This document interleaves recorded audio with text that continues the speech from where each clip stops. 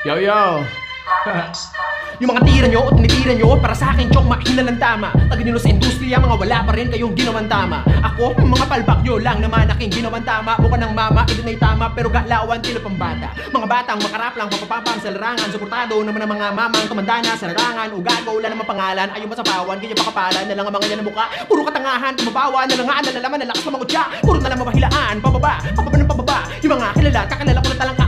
Palala ng palala. Nilipad ka nung mababa, tas galit kapag ka nalampasan ka. Nung palang utol ko, respeto ko sa'yo ay basag-basag na. Puro lang flex, basag ang legs, basag ang flex. Lalabas lang may suot pang best, hip-hop shit, puro na pes. Quarantine, oo, kaya bawal ang paglabas ng tao. Pero wala sino man nagsabi na bawal ang maglabas ng bago. Sa kanta ang iyabang, kala mo kung sino may nagtutubong sungay. Pero pag kilala mo na wala namang palang tira sa totoong buhay. Rapper ba? Penging ang kanin tol. Paborito ko pa namang ulam to. Tako mo na ulo total, wala naman yung mga utak nyo. Sino-sino ang tinutukoy ko? Gusto nyo ba malaman? Paano ko papakilala sa inyo kung wala naman mga pangalan? Sino-sino ang tinutukoy ko? Gusto nyo ba malaman? Paano ko papakilala sa inyo kung wala naman mga pangalan? Bah!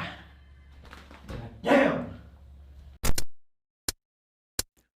Nawalan ng gana sa hip-hopan, buto matagal nang nalipasan. Mas okay sa kalikasan, puro lang kaginhawaan. Kayo puro na lang pasikatan, gamit ang issue nyong kabilaan. Yan ang nais kong maiwasan, yung kung nasana kayong pakitaan. Matagal ding di nagluto, sana'y makain ninyo. Malamang sa malamang manghang na naman ng maihain ko. Yung kung may bahaw, sapaw pa sa mga bagong saing ko. Aking kinamay ang pagsulat, malamang ay panin sa'kin to. Pili nyo kahit asikita mga bata, sigurado pa rin mas malaki ang kita ko. Pagkat weak ka bro, masakit ka pa lang, magaling na ako. Matasintado, wala ding amo, wala El Chapo. Hanggang di man yun na maging magaling na pa rin kayo marating. Pagka makatira, mahihina, puta walang impacto. Hindi na kailangan malasing pa ako, dahil matagal naman nakita bisado. Tumating na panahon na karolex na ako, habang nakasuot pa din sa iyong diskasyo. Kamusta yung tinatago mong inggit? Di makadikit, pamihado ng misyatong talentado, kasasado, palit tayo ng estado. Isang big na no, mababaw ba? Alam ko, di nyo ako masisisi bro. Bakit? Pag nagmalalim ba ako, masisisid nyo? Binabase ko lang ang mga sulat ko sa mga utak nyo para mamulat ko. Yung talukap nyo, malaoptal mo, kakatulak mo, kakakulat ko. Tagal ko hindi ginawa to. Wala pa akong balak gawin, pero dahil sa inyo, ito na yun. Sige, tuloy natin. Madaming ayaw sa kirapper, matino daw ako masyado. Matagal na po ako nagbago, sawa na ako magpakagago. Dami ng laman na napanalo, pumaldo na rin ang mga bago. Ngayon nasa na yung mga gago, tamang hirit na lamang ba ng balato?